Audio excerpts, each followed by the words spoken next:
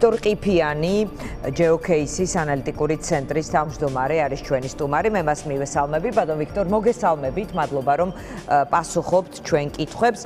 მე მინდა ვილაპარაკოთ რა შთაბეჭდილებას ტოვებს პროცესი, რომელიც არის ქვეყანაში და რა შთაბეჭდილებას ტოვებს დავიწყოთ ლაპარაკი პროცესი, რომელიც მიდის ქართულ ოცნებაში, მართველ გუნდში, მართველ ელიტაში, არის თუ არა ეს კობახიძის გაძლიერების ეპოქა და როგორ ხედავთ, ასე ვთქვათ, ვისი წასვლა იყო ყველაზე გამორჩეული ამ ხრივ მთავრობიდან, შეიძლება თუ არა ეს ტრენდი ივანიშვილთან დაკავშირებული პირების წასვლის კიდევ გაგრძელდეს თქვენი დაკვირვებით? დიანა, მძიმე შთაბეჭდილებები ალბათ, როგორც უმრავლესობას ჩვენი საზოგადოებისა, ამ ხრივ ძალიან რთულია რაიმე განსაკუთრებული აღმოჩენა გავაკეთო. მე სხვა კითხვა მაქვს, უცბად გითხრათ, პროცესი განვითარდება, ჩვენ გვითხოვს კიდევაც თქვენი ეთერით, მაგრამ სანამ მას რაღაც ძალა ან რაღაც გარემოებები ან რაღაც ფაქტორი არ შეაჩერებს. შეიძლება იყოს ერთობლიობა ქვეყნის შიგნით გარკვეული მოვლენების და ქვეყნის გარეთ. ამიტომ მთავარი კითხვა ალბათ არის ჩვენ რას ვფიქრობთ, ჩვენ როგორ ვართ განწყობილი, ჩვენ როგორ ვართ მომზადებული იმისათვის, რომ ეს პროცესი რამენაირად მოვაქციოთ კონტროლქვეშ, როგორც მინიმუმ.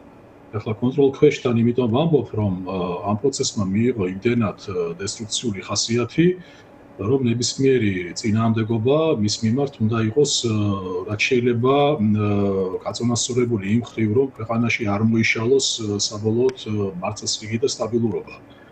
ახლა ეს ქართული პოლიტიკური კულტურისთვის და საპროტესტო კულტურისთვის ძალიან რთული მისაღწევი ამოცანა არის, მაგრამ აი რამენაირად ეს უნდა მოვახერხოთ, მაგრამ კიდევ ერთხელ ვიმეორებ, თავარი კითხვა ახლა არის ჩვენ და რაც შეეხება ახლა იმ გადანაცვლებებს, რომლებიც თქვენ ახსენეთ, მე ვამომიწევ ჩემი დამოკიდებულების დაფიქსირება, რომ თუნდაც ეს გადანაცვლებები პირადად ჩემთვის არავითარ განსაკუთრებულ დაპირთვას არ ატარებენ, რატომ? ვინაიდან სისტემა მართვის მეტად ჰიბრიდული, მეტად არადამახასიათებელი სამართლის უზენაესობის მქონე ქვეყნისათვის აგებული არის გარკვეული პრინციპებით, ამიტომ მანამ სანამ ეს პრინციპები იქნება ცოცხალი და მანამ სანამ ეს პრინციპები იქნება უზრუნველყოფილი, ჩემი აზრით განსაკუთრებული მნიშვნელობა ვინ იქნება კონკრეტული ფუნქციის, კონკრეტული როლის შემსრულებელი, ალბათ ბატონ ვიქტორ, ასე ჩაგეკითხებით. აქამდე ეს პრინციპები გამოიყურებოდა ასე, რომ ყველა მთავრობის ყველა რგოლი, ყველას მოკლედ ლეგიტიმაციის წყარო იყო ივანიშვილი, ის ანაწილებდა ამ ფუნქციებს და როლებს, თუმცა ის არასდროს ერთი კონკრეტული ჯგუფის ან პერსონის ხელში არ აქცევდა მთელ ძალაუფლებას, მას უშუალოდ მასთან დაკავშირებული რაღაცნაირი მონიტორინგის ფუნქციის შემსრულებლები ჰყავდა მთავრობაში. ახლა სხვაგვარი ვითარება, ანუ ახლა არის თუ არა თავად ივანიშვილის შექმნილი სისტემა, რა პრინციპსაც ეფუძნებოდა ამ პრინციპის გადახედვის მცდელობა?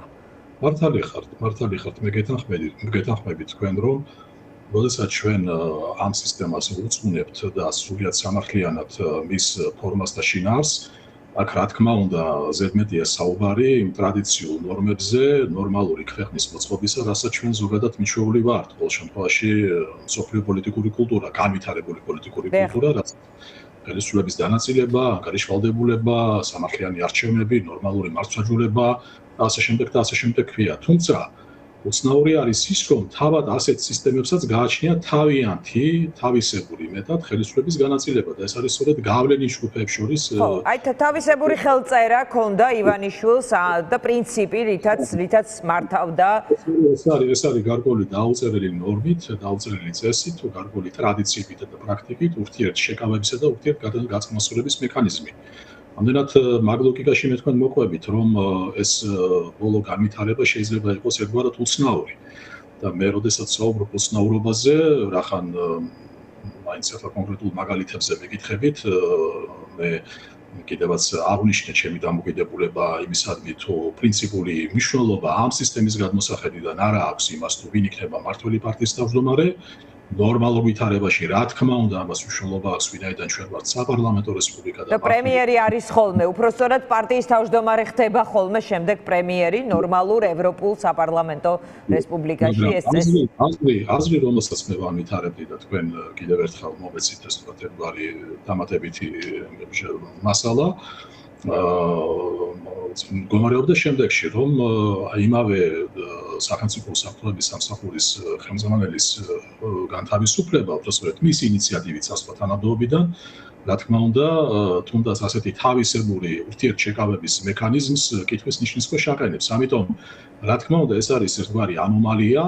ასეთი ანომალიები შეიძლება მცირე მასშტაბის სხვა მოიძებნოს, შეიძლება უფრო დიდი ანომალიები ჩვენ უფრო ახლო მომავალში ვიხილოთ, მაგრამ ეხლა თქვენ რომ ჩამეძიოთ, მე და მკითხოთ, რით არის ეს უცნაურობა გამოწვეული, რით ხელმძღვანელობს მართველი პარტიის საპატიო თავმჯდომარე, რა თქმა უნდა, ასეთი ალოგიკური ლოგიკის ახსნა ჩემთვის პირადად ძალიან რთულია. ანუ ეხლა ის რა პრინციპსაც მიმართავს, ეს გამოიყურება ანომალიურად, მაგრამ არ იცით რატომ. ხომ არ ფიქრობთ, რომ ის ცდილობს ძალაუფლების ერთი ჯგუფის, ან ერთი ბიჭის და მისი მეგობრების, არ ვიცი, ხელში კონცენტრაციას და პასუხისმგებლობის ასევე მთლიანად მათთვის დაკისრებას, თავად რაღაც სხვა საქმეებით დაკავებას, როგორც ბოლო ინტერვიუში, რომელიც არჩევნებამდე ახლოს იყო არჩევნებთან, თქვა, რომ ეხლა გყავთ ცუდი ოპოზიცია, თორემ შემდეგ ბევრი კარგი გეყოლებათ, რაღაც როგორც ჩანს იგულისხმა, რომ თავად იზრუნებს ამისთვის, ან ასე შემდეგ. მოკლედ, არის თუ არა ეს მაინც საინტერესო, იმიტომ რომ ეს არის მთავარი ოპონენტი, მთავარი კედელი, რომელიც ცვლილებების მოსურნე ადამიანებმა უნდა, ეს თქვა, შეძლონ მისი ჩამონგრევა, ჩამოშლა თუ შეცვლა და ასე შემდეგ. კი ბატონო, მოთმინებით მოგისმინეთ, კითხვის ჩამოყალიბებისას მე გამახსენდა ეხლა როცა გისმენით საფრანგეთის რევოლუციის შემდეგ ესეთი გამონათქვამი, ეხლა ზუსტად ციტირება არ მახსოვს, როდესაც რევოლუცია შეიძლება მიადგეს საკუთარ შვილებს. რევოლუცია ჭამს თავის შვილებს, ასეთი არის თუ არ ვცდები ზუსტი ციტატა. დაახლოებით ესეთი და რა თქმა უნდა, ეხლა როდესაც ჩვენ საუბრობთ, თუნდაც ესეთი ანომალიური სისტემის შიგნით გარკვეული სტაბილურობის შენარჩუნებაზე, რა თქმა უნდა, ეს სულთან სწორი კითხვა არის ამ სისტემის ფუძემდებლისადმი და მოდის მიცემისადმი, როდესაც ეს კონტროლი თითქოს და იშლება და ხდება კონსოლიდაცია უკვე საკუთრივ ამ სისტემის შიგნით ერთხელთ, ან ერთი ჯგუფის ხელთ, რამ უნდა გააწონასწოროს ის.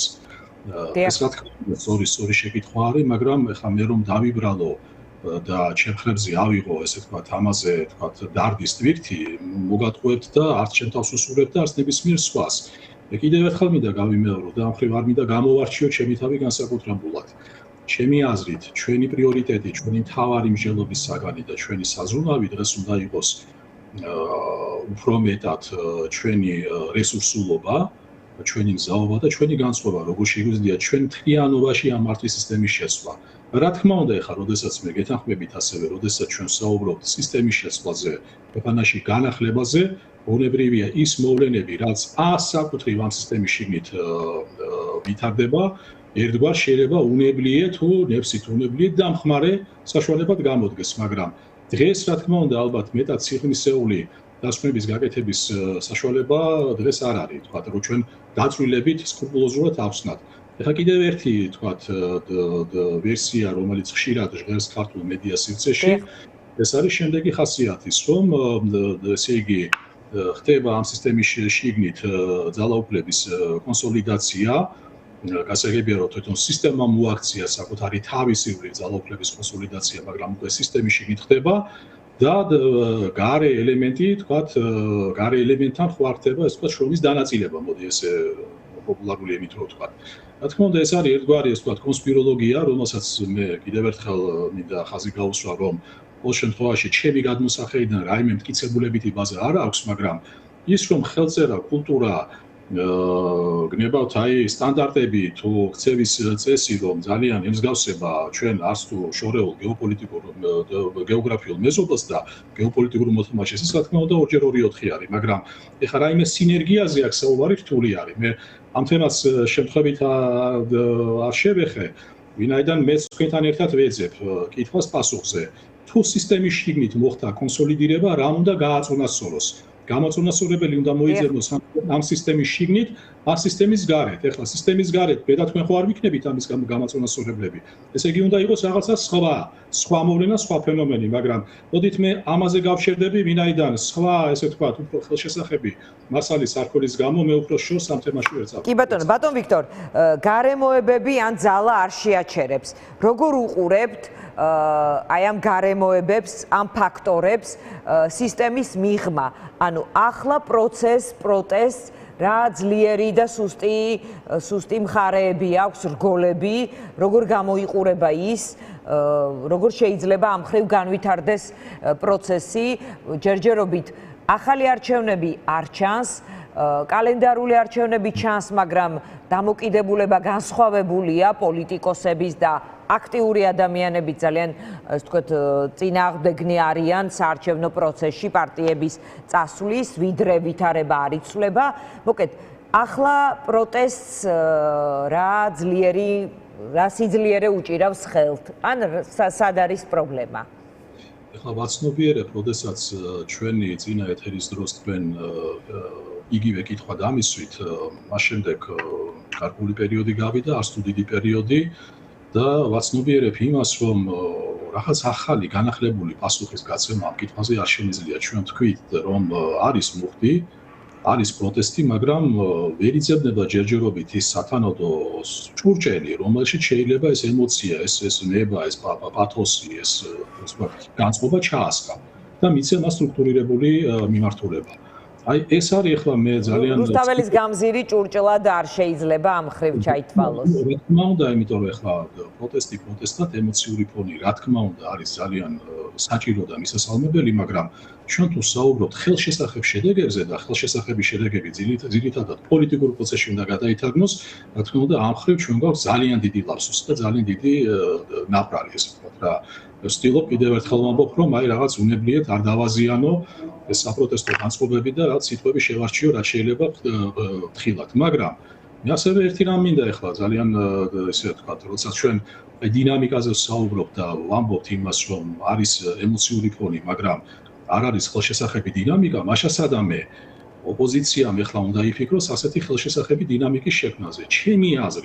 ჩემი აზრით მე შეიძლება უმცირესობაში როგორც სხვები მე ვთქვი რომ ადგილობრივი არჩევნების შეფასება როგორც ასეთი დინამიკის შემომტანი ფაქტორისა ეს სწორედ შეიძლება იყოს ძალიან დროული ვინაიდან ვფიქრობ რომ საზოგადოებას საპროტესტო ნაწილს ყოველ შემთხვევაში ვისაც ეს განწყობები აქვს ჭირდება ახლა დღეს რაღაც კონკრეტული ორიენტირი ეს კონკრეტული ორიენტირი კონკრეტული დინამიკა შეიძლება სწორედ იყოს მზაობა და განწყობა ადგილობრივი არჩევნებისადმი მე მესმის გარემო არის ძალიან რთული, მე მესმის რომ ეს ადგილობრივი არჩევნები შესაძლოა ვერ ჩატარდეს ნორმალურ პირობებში, ახლა ერთი ნაბიჯი უკან რო გადავდგათ, ახლა ჩემი აზრით შეიძლება აქაც გარკვეულწილად გამოვაჭრება ქართულ ოცნებასთან საარჩევნო გარემოს გასაუმჯობესებლად, ნაცვლად ეს ვთქვათ, ოპოზიციური სპექტრის მხრიდან მათი დეკლარირებული მზაობისა არჩევნებში მონაწილეობას მიიღებენ, მაგრამ მე ასევე მეფიქრება ის, რომ თვითით ასეთი განცხადება, იცით, მეტ კონკრეტიკას შემოიტანს ამ დინამიკის კუთხით, მეტ მობილიზებას, მეტ აი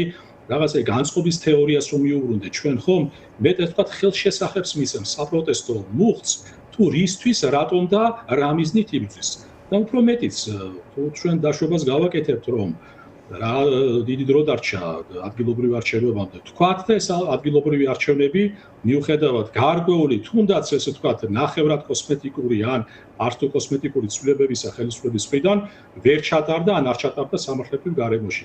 ესეც გარკვეული დღის წესრიგი არის, თუნდაც საპროტესტო მუხტისათვის. ამიტომ კი ბატონო, მაგრამ ბატონ ვიქტორ, მე მგონი რომ ჩვენ ახლა ესე ვთქვათ ემოციურად ვტკეპნით ადგილს მაგრამ საჭირო არის უფრო მეტად აი ვთქვათ ტექნოკრატიული ელემენტების შემოტანა. ერთ-ერთი ტექნოკრატიული ელემენტი, რომელიც ხელშესახებ ფაქტიკურ სარგებლოში გამოიხატება, არის ჩავეჭიდოთ, განვიხილოთ და მაქსიმალური მობილიზება გავაკეთოთ ადგილობრივი არჩევნებისათვის. კი ბატონ ვიქტორ, ნახეთ, მე მაგალითად როგორც მოქალაქე სულ ვფიქრობ, რომ პოლიტიკურ პროცესში, საარჩევნო პროცესში აი ამ ყველაფერში ყოფნა უნდა იყოს, პოლიტიკაში ყოფნა ამას ნიშნავს, მათ შორის მანდატების დათმობაზე და ასე შემდეგ, მაქვს ეს ვთქვათ არა მეინსტრიმული პოზიცია, მაგრამ პოლიტიკოსებს ხომ მოეთხოვებათ თანმიმდევრულობა. ისინი აცხადებენ არჩევნებს არალეგიტიმურად, ყრიან მანდატებს, საარჩევნო გზაზე ამბობენ, რომ ამ ხელისუფლების პირობებში ეს წარმოუდგენელია, რაღაცნაირად ქუჩის პროტესტით, რევოლუციით, არ ვიცი, სხვა გზით მიდიან და ამ დროს ეხლა როგორ უნდა აუხსნან თუნდაც ჩემ სტუდიაში როგორ უნდა ახსნან ან საზოგადოებას როგორ უნდა აუხსნან, რომ მოდი ახლა თვითმმართველობის არჩევნებზე წავიდეთ. ანუ საკუთარ თავს შეეწინააღმდეგებიან, თორემ მე კი არა. ანუ ამის თქმა მინდა. ანუ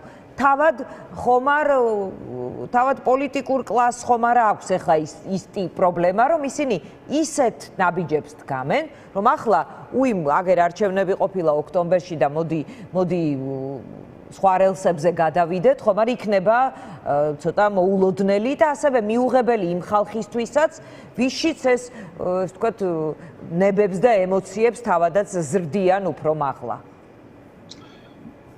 მესმის თქვენი აბსოლუტურად ვაცნობიერებ იმ ვთქვათ თუნდაც ზედაპირულ შინაარსს თუ ხეთქს, რომელიც თქვენს კითხვაში დასვით. ეხლა თუ არის იმის განცდა, რომ ქართული ოპოზიცია არის საზოგადოებრივი აზრის მძევლად აყვანილი, მე სხვაგვარად მინდა შემოვატრიალო საკითხი. მე ვფიქრობ, რომ საზოგადოებრივი აზრი დღეს უფრო განვითარებული არის და უფრო ასე ვთქვათ მაღალ საფეხურზე იმყოფება, ვიდრე ქართული პარტიულ პოლიტიკური აზრი. ამიტომ ამ შემთხვევაში ჩემი აზრით ქართული ოპოზიციური პარტიებისგან მომიზეზება საზოგადოებისგან თითის გაშვერა, რომ თითქოს და მათი მხრიდან არის გარკვეული შემაკავებელი ფაქტორი, მე მგონი ეს არის მცირე წაკითხვა სიტუაციის. ჩემი აზრით საზოგადოება მოლოდინში არის ინოვაციური, მოდი ესე დავარქვათ, არასტანდარტული, არაორდინალური მიდგომისა და გადაწყვეტისა და ეს არაორდინალურობა ქალბატონო დიანა სწორედ იმაში გამოიხატება, რომ დღეს აქტიურად მოდით ვთქვათ პირდაპირ, რომ საპროტესტო დინამიკაში შეიქმნა გარკვეულ სტატუს კვო. ეს სტატუს კვო არა თუ შეიქმნა, არამედ ეს სტატუს კვო გაიყინა. ამ გაყინულ ვითარებაში სტატუს კვო დროთა განმავლობაში დაკარგავს თავის მიზიდულობას და დაკარგავს თავის ქმედით ძალას. ამიტომ მანამ სანამ ამ სტატუს კვოს არ გადაგიწყვეტს ვიღაცა სხვა, შიგნით თუ გარედან ჯობი ესე შენს აიღო შენს ხელში, შენ ამ სტატუს კვოს განმუხტვის ვთქვათ ინიციატივა. ამიტომ ჩემი აზრით სწორი ახსნა განმარტების შემთხვევაში, სწორი აქცენტების დასმის შემთხვევაში და ჩვენ ახლა ფაქტიურად ამ გადაცემის მეშვეობით სხვა რესპონდენტებიც ყოლია თქვენ მახსოვს, რომლებიც ეხებოდნენ ამ თემას, მაგრამ ჩვენ კიდევ ერთხელ გამოვიყენეთ საშუალება რა, რომ დღეს ყველაზე მეტად ქართულ პოლიტიკურ აზრს სჭირდება მობილურობა. და ქართულ პოლიტიკურ აზრს ვერანაირად ვერ წაადგება სტერეოტიპებით, კლიშეებით გაყინულ სტატუს კვოში ყოფნა. კი ბატონო ვიქტორ, თუმცა ძალიან აქტიური კლასი არის ასევე სოციალურ ქსელში, გარკვეული ჟანდარმერიის ფუნქციისაც, რომლებისთვისაც ეს არის სრულიად წარმოუდგენელი. თან მესმის, რომ ამ ტიპის მეთოდების, შევარდნების, ასე ვთქვათ, დაკავებების, პატიმრების პირობებში მესმის თქვენ, როცა გამოვაჭრებაზე საუბრობთ, ეს გულისხმობს ალბათ წინ ასე ვთქვათ, საარჩევნო პროცესში შესვლას ამის სანაცვლოდ, მაგრამ არც ერთი პარტია, ნახოთ ყოველ შემთხვევაში, ზოგიერთი პარტია კატეგორიულად ამის წინააღმდეგია, ზოგიერთი არ საუბრობს, ზოგი უშვებს ამ შესაძლებლობას, რაღაც ასეთი დაყოფა არსებობს პოლიტიკური კლასის, ნახოთ რა გადაწყვეტილებებს მიიღებს. ჩვენ არჩევანი არის ძალიან რთული და მარტივი, რთული სარეალიზაციოდ, მაგრამ მარტივი ჩამოსაყალიბებლად. ან ჩვენ შეგვიძლია ვტკეპნოთ ერთი და იგივე ადგილი და ვიძახოთ ერთი და იგივე, რომ რა შეიძლება და რა თურმე დაუშვებელი არის, ვინაიდან ეს ჟანდარმერია, აზრის ჟანდარმერია თუ სოციოლოგიური თუ რა ვიცი, განწყობათა ჟანდარმერია დაყურებს და არ გვადმევინებს დაბის წინ, ან ჩვენ შეგვიძლია ვიფიქროთ იმ ინოვაციურ მიდგომაზე, რომელიც აზრის მობილურობაში გამოიხატება. სხვა გამორიცხული არის, სხვა არჩევანი. აქ იცით, ყაიმე ვერ იქნება, ფრედ ეს დაპირისპირება ვერ დასრულდება, იმიტომ რომ ქართული ოცნების სტილი, მიდგომა, იცით, ვითარების რაღაც კოჰაბიტაციურ რეჟიმს ვთქვათ, მოდუს ოპერანდიში გადაყვანის საშუალებასაც არ იძლევა. ხელისუფლება დღეს ჩვენ გვეუბნება ერთ რამეს, რა რომ თუ მიმაქვს სრულად, მიმაქვს უნარჩენოთ, მიმაქვს უნაშთოთ და მიმაქვს ჩემსკენ. ასე რომ აქ რაიმე ესე თქვათ, აი პოლიტიკური კოჰაბიტაციის ნიშნებიც კი არ შეინიშნება. ახლა კოჰაბიტაციას ვიყენებ აბსოლუტურად სწორი დატვირთვით, რომ რაღაც აი პოლიტიკური თანაცხოვრება, დიალოგის გამოძებნა, გნებავთ აი რაღაც თქვათ თანაცხოვრების მეტნაკლებად მისაღებ პრინციპებზე ცხოვრების შეთანხმება. ამიტომ კიდევ ერთხელ აი მესამედ ვიმეორებ, ჩვენ უნდა დავეკითხოთ ჩვენ თავს, რა ჩვენ რას ვაპირებთ ამ შემთხვევაში, ვიაროთ ამ ოჯახებულ წრეზე, თუ ვიფიქროთ როგორ ვიაროთ გადავდგათ ნაბიჯი წინ. შეიძლება ეს ნაბიჯი იყოს საკამათო, შეიძლება ეს ნაბიჯი იყოს ძალიან ისეთი აი წინააღმდეგობრივი, მაგრამ შექმნის მოძრაობას, შექმნის დინამიკას. არ უყვართ დიდწილად ასეთი გადაწყვეტილებების მიღება. ნახოთ, დავაკვირდეთ რას იზამენ. სხვაგვარად ადგილზე დგებნა გაცილებით უფრო საბედისწერო არის პოლიტიკური პროცესის. ბატონ ვიქტორ, დიდი მადლობა. ვიქტორ ყიფიანი პასუხობდა ჩვენ კითხვებს. მადლობა მას.